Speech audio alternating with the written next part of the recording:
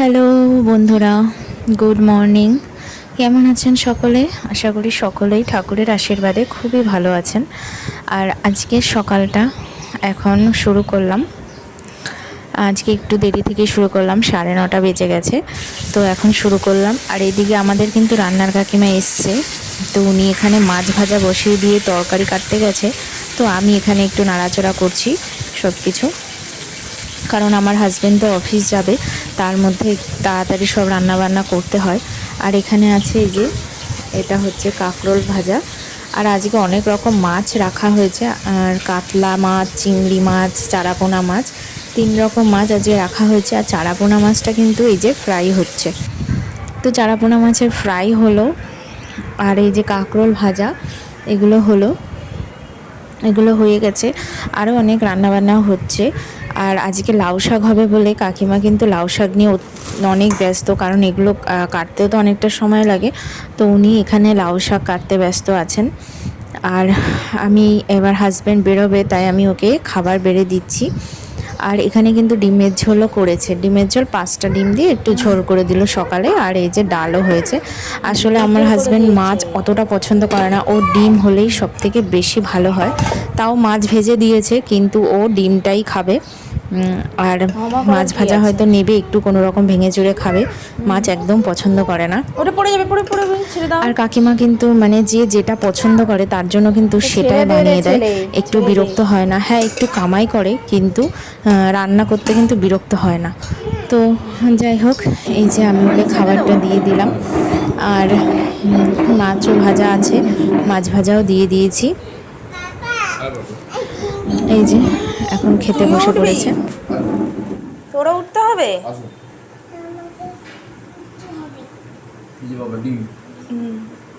ও ডিম খাবে না, ও মাছ ভাজা খাবে। ডিম মাছ যা খাও তুমি খাও। Fish fry. দাও ওকে ফিশ ফ্রাই দাও। গরম প্রচন্ড। তো দেখুন, আর অল্প করে কিন্তু আবার কিছুক্ষণ পর আমাদের সামনে দিয়ে গাড়ি যাচ্ছিলো, তো অল্প মোরলা মাছও নিয়ে নিল, কারণ মাছ কিন্তু এখন পাওয়াই যায় না।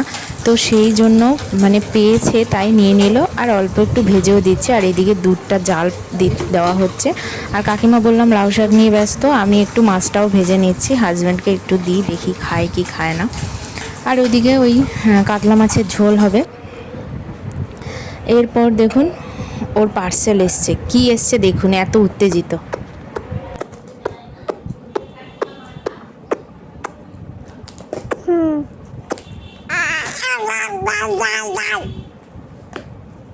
খুশিতে খুশিতে আর ধরে না।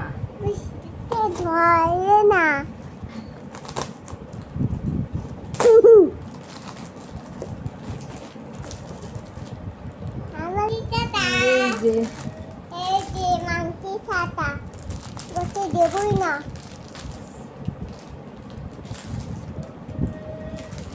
মাংসের খাতাটা সুন্দর। এই যে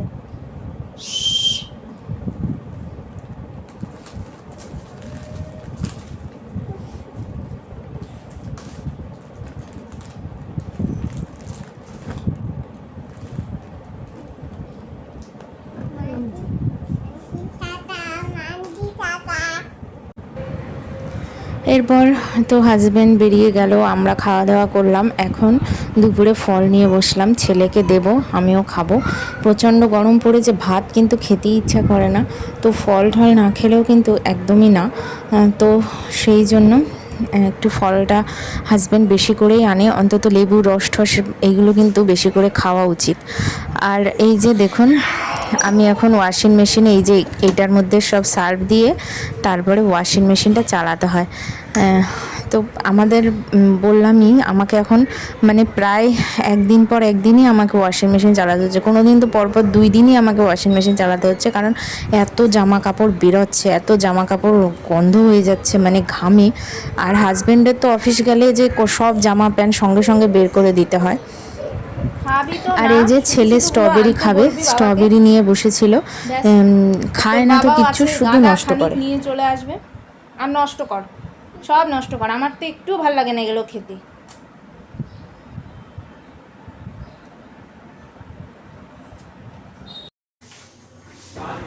এরপর আবার চলে আসলাম, সন্ধ্যা থেকে শুরু করলাম।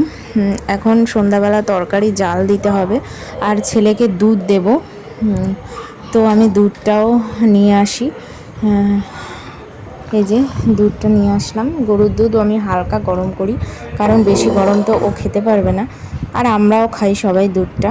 আর ওর সঙ্গে দুধের মধ্যে 2 চামচ পিডিয়াশিওরও মিশিয়ে দিই। পিডিয়াশিওরটা ডাক্তারই প্রেসক্রাইব করেছেন। তো এই যে মিশিয়ে নিয়েছি। দুধ ঢালতে ঢালতে দেখলাম আমার হাজব্যান্ডও চলে আসলো। ওকে এখন জল দিতে হবে, কারণ এত গরমের মধ্যে আসে, আর এমনিতেও এক জায়গা দিয়ে আসলে জল দেওয়া উচিত। তো তাড়াতাড়ি দুধটা বানিয়ে রেখে দিই, ওকে এখন জল ঠল দিতে হবে।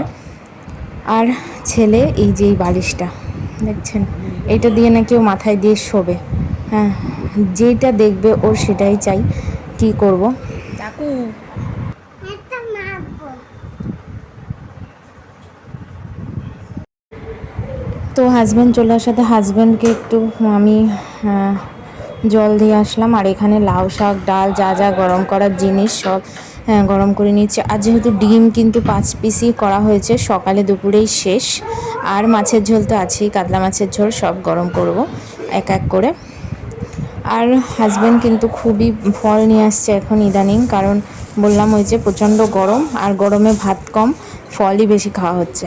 তো এই যে মুসম্বি লেবু এনেছে, সবেদা এনেছে, এখানে আপেল আছে, আর এই যে শসা বেশি করে নিয়ে এসছে।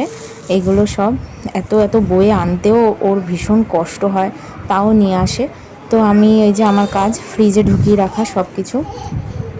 ফ্রিজে তো গাদাখানিক এখনও ফল আছে, কিন্তু ও না জিজ্ঞেস করেই শুধু নিয়ে আসতে পারলেই বেঁচে যায়।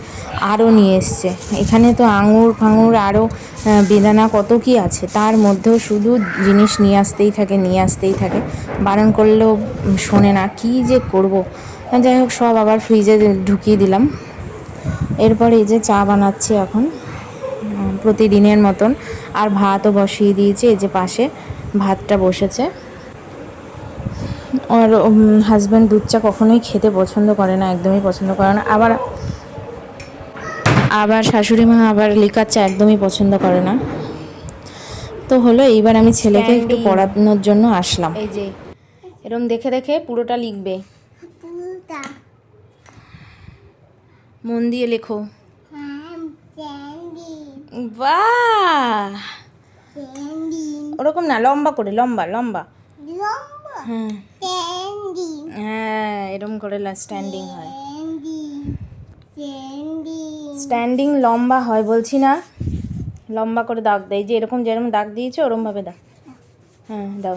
মুখি হ্যাঁ হুম। ক্যান্ডি ক্যান্ডি আর সবাইকে চা দিয়ে আমি একটু এই যে চাল ভাজা আর বাদাম নিয়ে বসলাম, কারণ আমার একটু খিদাও পাচ্ছে। একদম এক মুঠ নিয়ে বসেছি। তো বন্ধুরা, এই যে আমি একটু চাল ভাজা আর বাদাম নিয়ে বসলাম, একটু খিদা পাচ্ছে। তো অল্প কটাই নিয়েছি, জাস্ট একটুখানি, এক মুঠ মতো। আর ছেলেকে তো পড়াতে বসালাম, তো ওকে এখন পড়াবো আর একটু চাল ভাজা খাই।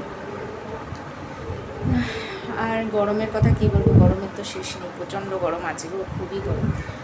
আজকের ভিডিওটা তাহলে এই পর্যন্তই। এতক্ষণ পর্যন্ত যেসব বন্ধুরা আমার সঙ্গে ছিলেন তাদেরকে অসংখ্য ধন্যবাদ। একটা লাইক করে দেবেন, আর নতুন হলে অবশ্যই সাবস্ক্রাইব করে পাশে থাকবেন। সকলকে অনেক ভালোবাসা, দেখা হবে নেক্সট ব্লগে। সকলেই ভালো থাকুন, এখন টাটা।